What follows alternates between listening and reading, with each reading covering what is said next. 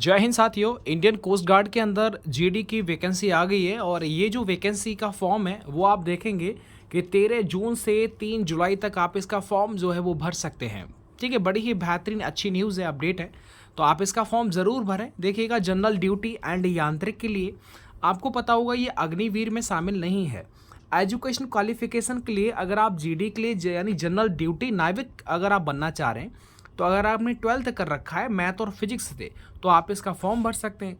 यदि आप यांत्रिक के लिए अप्लाई करेंगे तो आपने 10th कर रखा है, ठीक है, और साथ ही में आप और बोल रखा है कि अगर आपका electrical, mechanical, electronics, telecommunication, radio या पावर में आपने अगर डिप्लोमा कर रखा है 3 या 4 साल का, तो सिंपल सी बात है कि आप इसका फॉर्म भर सकते हैं।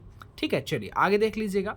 अब इसके बाद में ये सारी चीज़ें आपके पास में डिप्लोमा से संबंधित क्या क्या होना चाहिए वो डिटेल यहाँ पर आपको आपके सामने यहाँ पर दे रखा है।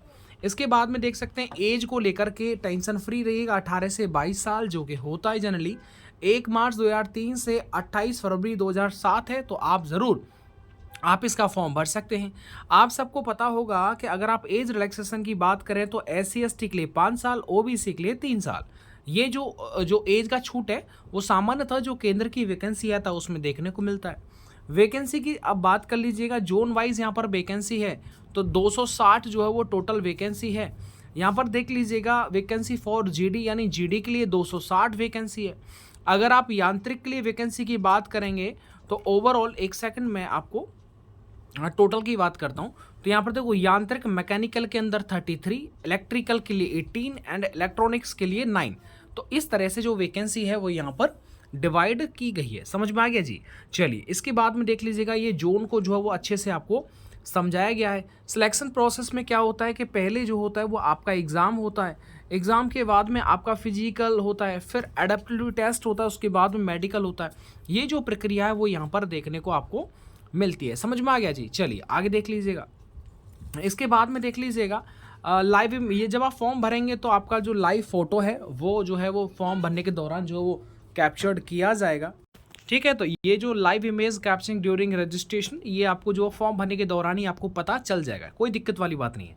कंप्यूटर बेस्ड टेस्ट रहने वाला है और इससे संबंधित जो जानकारी है वो मैं अभी आपको देता हूँ, ये आप पढ़ते जाइएगा आराम से। काफ़ी बड़ा नोटिफिकेशन है।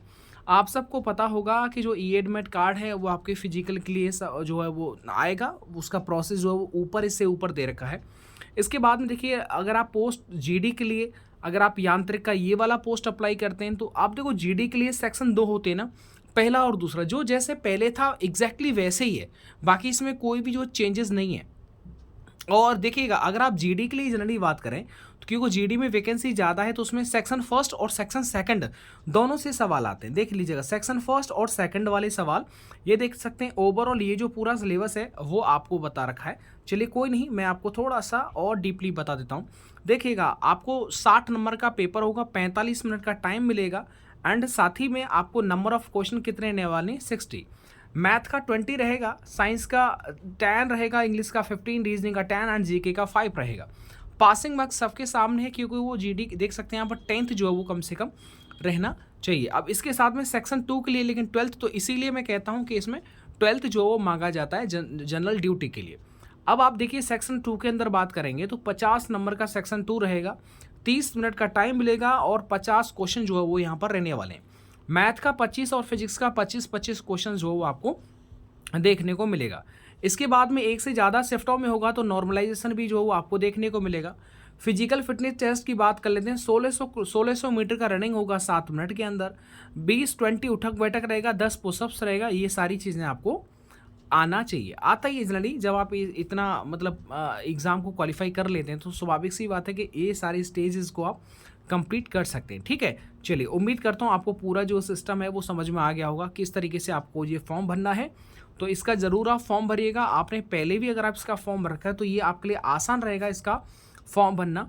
तो ओवरऑल याद रखिएगा, 13 जून से लेकर के 3 जुलाई तक आप इसका फॉर्म भर लीजिएगा। 2025 का पहला बैच है और ये बड़ा ही मतलब पूरा 60 साल का नौकरी होता है, अग्निवीर से हट करके होता है।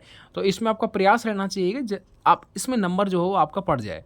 मिलता हूँ मैं आपको नेक्स्ट वीडियो के साथ। वीडियो को लाइक एंड शेयर करें, चैनल को सब्सक्राइब कर लीजिएगा अगली वीडियो के नोटिफिकेशन के लिए। Thank you.